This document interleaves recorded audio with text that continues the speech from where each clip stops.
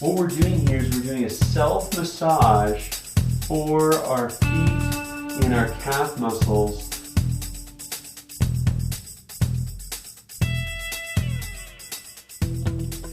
What's up everyone, Coach Gabriel Shaw, MoveSpace.com, coming at you with some recovery training tips to help your feet and your ankles recover faster so you can stay active longer. This video is a request made for Miles and Tessa's students in the Swing Literacy Program, so check them out at CanadianSwingChampions.com. And today what I'm going to do is give you a few exercises that you can do at home or wherever you are to help you recover faster, to help you stay dancing longer. This video is going to be really good for dancers, but I know a lot of you also do other activities, whether it's running or hiking or other sports where you have a lot of demand on your calf and your ankle and your foot muscles, and therefore we want to do some recovery exercises for them. So this video is going to focus primarily on the recovery aspects of training, because sometimes when we're dancing a lot, we already have a lot of demand on the muscles. But that's not to say that conditioning isn't also a prerequisite, so hang with me to the end and we'll also show you a couple of conditioning tips you can use to get ready for those dance events or those dance practices. So what you need for this video is something to do myofascial release. So that could be a ball like this, or maybe a foam roller. Really, a lacrosse or a tennis ball and a foam roller is a really good combo to have, so I recommend everybody has that. You're also going to need some sort of step, and also an elastic or a strap might come in handy later, so grab onto those. The first thing we're going to use is the tennis ball. And what we're going to do is we're going to do some release for the arches of the foot. So first thing I want you to do is just start moving the ball right along the bottom of your foot. So just nice and gently, no weight on the ball, just roll it back and forth. Now what I want you to do is just right behind the ball of your foot, rest your whole foot down on the ball. You can let your heel rest on the ground, melt your foot around the ball, just like a wet mop, let it fall over to the ball. Just hold on to that for just one moment, and what I'll do is I'll show you some of those arches of the foot that we're going to be trying to release. So you can see here, these are the arches of the foot. So right now we are looking at this transverse arch, and we're just rolling right in the center. Now if you want to move the ball over to the inside or a little bit over to the outside, go ahead and try that now. Just allow the weight of your foot to melt around the ball. In just a moment we're going to do this inside and this outside arch as well. We're going to be on that ball for 2 minutes. Here's what we're really trying to release, what we're trying to let go. So sometimes we have plantar fasciitis, which is an inflammation in these ligaments and tendons. By the way, you can see all these muscle attachments underneath the foot, and we're going to talk about that more when we do to the stability. But this overall fascia sometimes gets inflamed and gives us a lot of pain in the bottom of the foot. So that's what we're trying to release right now. Go ahead and move the ball just to the other side of that transverse arch if you haven't already.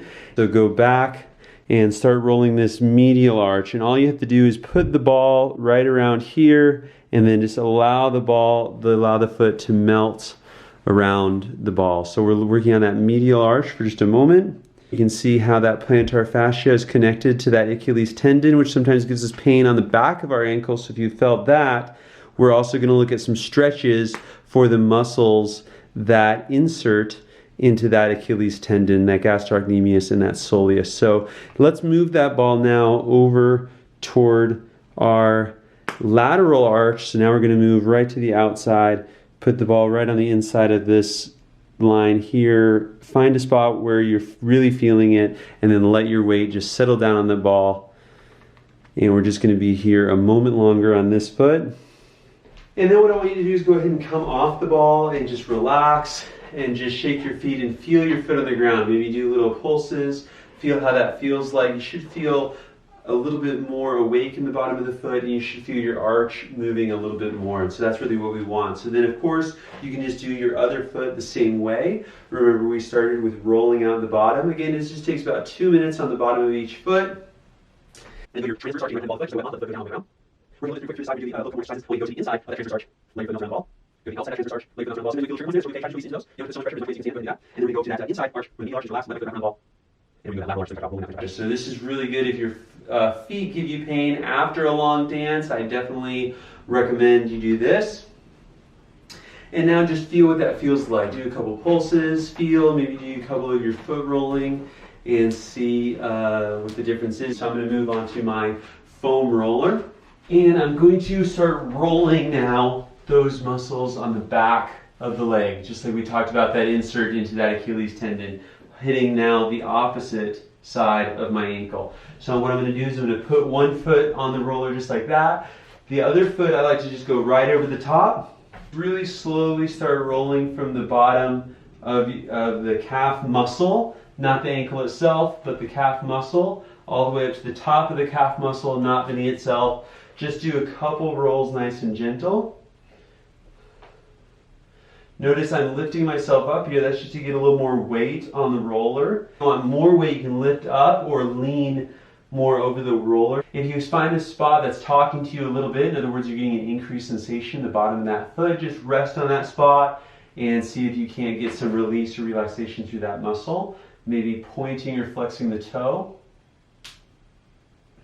What we're doing here is we're doing a self-massage for our feet and our calf muscles so that it helps to release the knots that are in the muscle. We can maybe move a little bit to different parts of the muscle.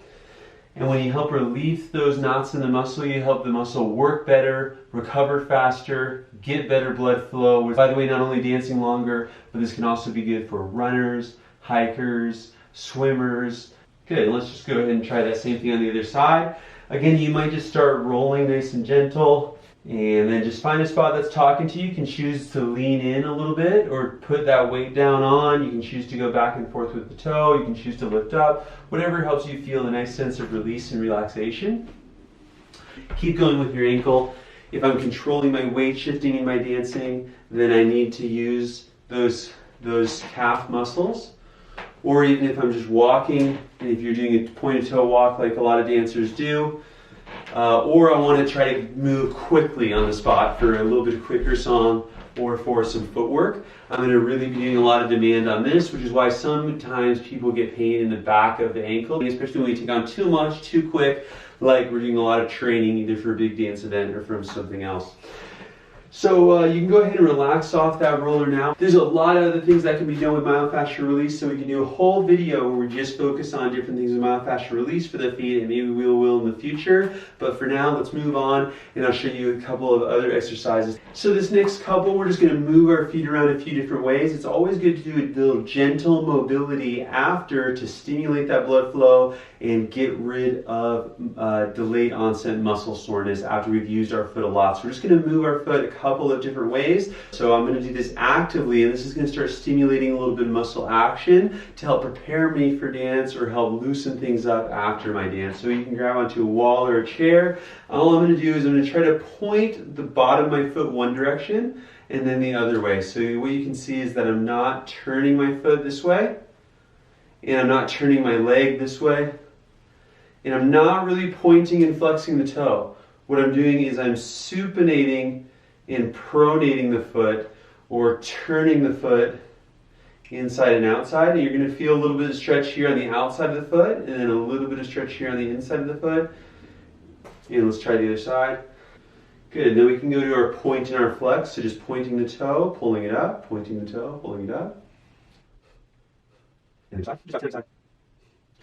And then I'm going to draw a big foot circle with the toe. And then go to the side, just a nice big smooth circle. Again, we're stimulating the blood flow and we're stretching a little bit the ankles in all directions, and that is going to help us reduce muscle soreness, especially after we've worked a lot. So now let me show you just a couple of stretches for those muscles on the calf that often give people a hard time. One of the ways that I really like to stretch the calf is by elevating my foot. Just going to elevate the ball of my foot a little bit. My knees are going to stay straight and I'm going to lean forward. And what I'm going to feel is I'm going to get a stretch along both calf muscles. Now I always like to do repetitions of stretching so that I get more comfortable moving in and out of that range of motion. So you can see I'm going to do very slow, nice and controlled little pulses, just like that. And if I want to do that one even better, then I'm going to bend my knees. This is going to get into more of that soleus muscle. I'm going to bend my knees and press my knees forward. I'm going to feel that now lower and this muscle is especially sore if you're doing a lot of sustained action, like a lot of dancing over a long time, or running at a very slow speed for a long time, or even hiking at a very slow intensity for a long time. This muscle is going to give you a hard time. So what I like to do with this exercise is hips go forward and then knees go forward. Straighten the knees, hips go forward. You should feel that up higher on your leg, and then knees go forward. You can just do about 10 times to each one.